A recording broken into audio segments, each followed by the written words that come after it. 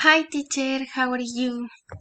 Okay, my name is Laura Juliana Toledo and today we will talk about the weather forecast in the city of Villavicencio.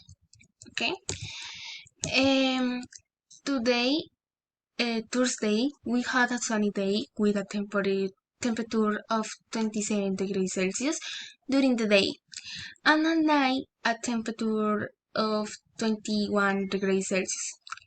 I think it is a perfect climate to take virtual class and play board games with your family.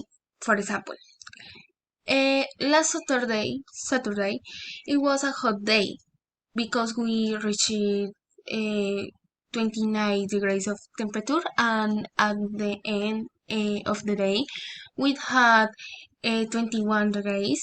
Um, I think it is a day in which people can go for a walk with a friend or some family and eat a fresh ice cream. Finally, the hottest day of the week was Sunday because we reached a temperature of 31 degrees.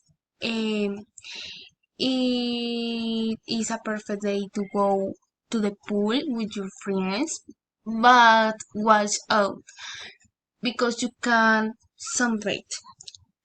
And the end of the day, you can watch a series or TV program or another thing.